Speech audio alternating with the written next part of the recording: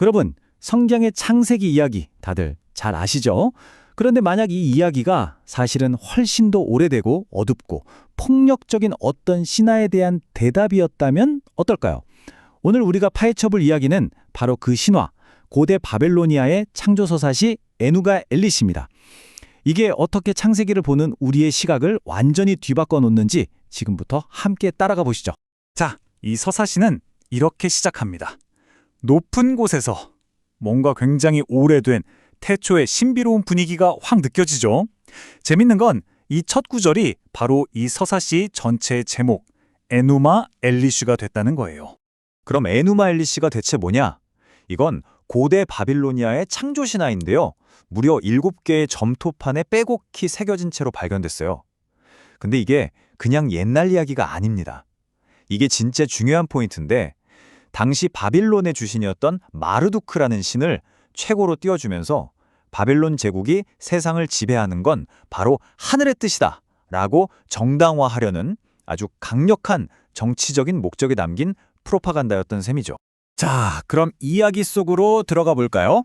이 장대한 서사시, 시작부터가 아주 그냥 평화롭지가 않습니다. 모든 건 신들 사이의 어마어마한 전쟁, 그야말로 신들의 전쟁으로 시작됩니다. 태초에 뭐가 있었을까요?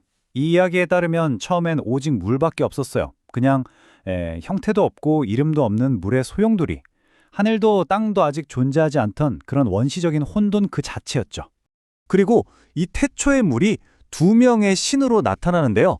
바로 민물의 신 압수 그리고 소금물의 여신 티아마트입니다. 이 둘이 막 서로 뒤섞이면서 여기서부터 이제 젊은 신들이 줄줄이 태어나기 시작한 거예요.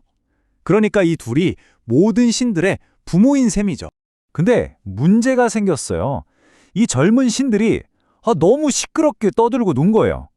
이걸 보던 아버지 압수가 완전 짜증이 난 거죠.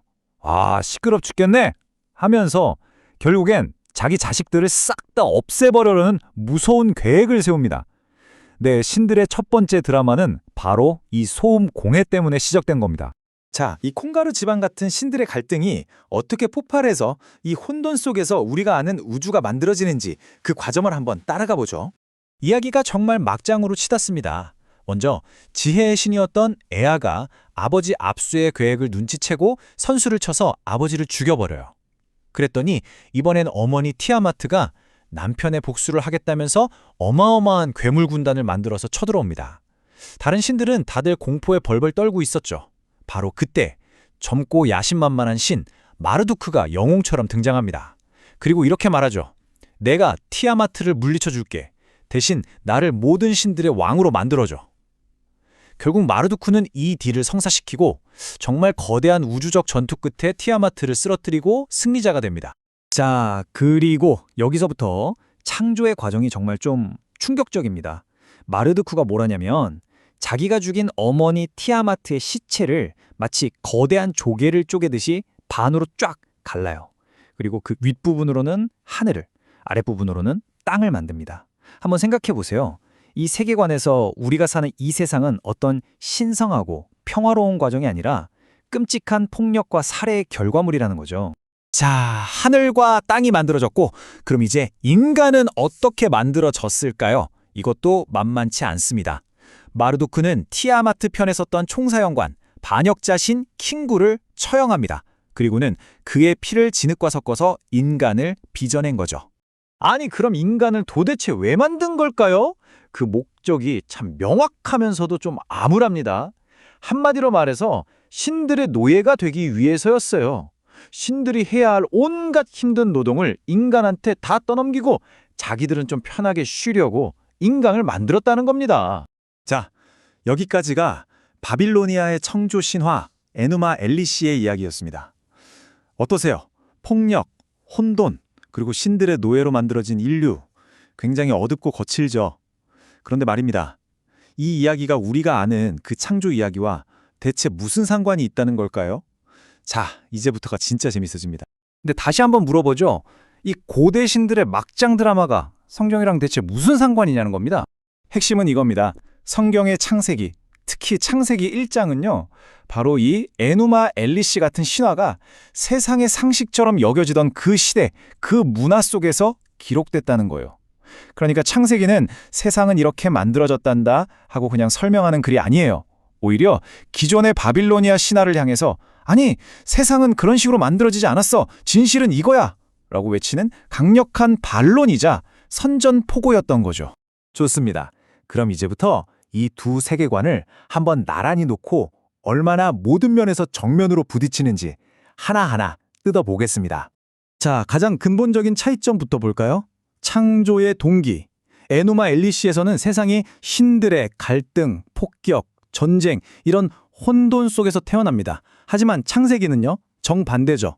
하나님의 평화롭고 질서 있고 권위 있는 말씀 한마디로 세상이 창조됩니다. 분위기부터가 완전히 다르죠. 자, 이 표를 보시면 이 충돌이 더 명확하게 보일 겁니다.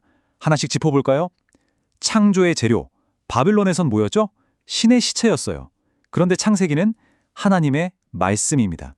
또 바빌론 사람들이 두려워했던 혼돈의 바다, 바로 여신 티아마트는 창세기에서 그냥 하나님이 통제하는 기품, 즉 그냥 물이 되어버립니다. 신적인 존재가 아니라는 거죠. 더 나아가서 바벨론 사람들이 신으로 숭배했던 해와 달, 창세기에선 뭐라고 하죠? 그냥 큰 광명체, 작은 광명체예요. 시간을 표시하는 도구일 뿐이라는 겁니다.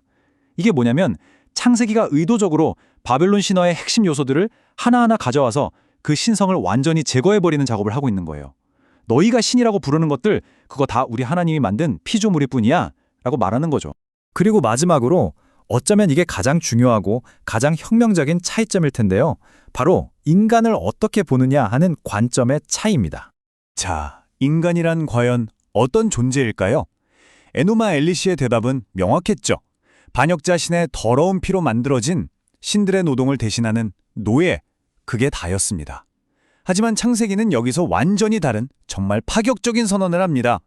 인간은 노예가 아니라 하나님의 형상으로 창조된 존재다. 신을 대신해서 이 세상을 다스리는 존귀한 대리 통치자다라고 말이죠. 여러분, 이게 당시 고대 세계에서는 얼마나 혁명적인 선언이었는지 상상이 가시나요? 왕이나 귀족 같은 특별한 사람만 신과 연결된 게 아니라 모든 인간이 당신과 내가 신의 형상을 지닌 왕적인 존재라는 이 생각. 이건 당시 사람들에게 정말 엄청난 충격이자 희망의 메시지였을 겁니다. 자, 그럼 정리해 보겠습니다. 핵심은 이거예요. 바빌로니아 세계관에서는 우주 자체가 신의 시체, 즉 풍력의 산물이고 인간은 그저 노예일 뿐입니다. 하지만 창세기에서는요. 창조된 세상은 신이 아니며 인간은 노예가 아닌 왕 같은 존재라고 선포하죠. 결국 창세기는 혼돈과 폭력 그리고 노예의 운명을 말하는 세계관의 정면으로 맞서서 이 세상은 질서와 목적 그리고 존엄함으로 가득 찬 곳이라고 주장하고 있는 겁니다. 마지막으로 여러분께 이 질문을 한번 던져보고 싶습니다. 창세기가 반대하고 논쟁했던 이 바빌로니아의 신화를 알고 나니 여러분이 알고 있던 창세기의 이야기가 어떻게 좀 다르게 들리시나요? 때로는 한 이야기가 무슨 말을 하는지보다 어떤 이야기에 맞서 싸우고 있는지를 알 때 비로소 그 이야기의 진짜 깊은 의미가 드러나기도 하니까요.